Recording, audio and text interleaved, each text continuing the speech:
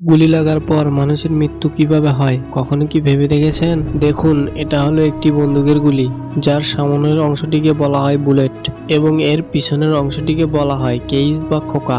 আর এই খোকার মধ্যেই ভরানো থাকে বারুদ এবং এই বারুদে আগুন লাগানোর জন্য পেছনের দিকে লাগানো থাকে এই প্রাইমার।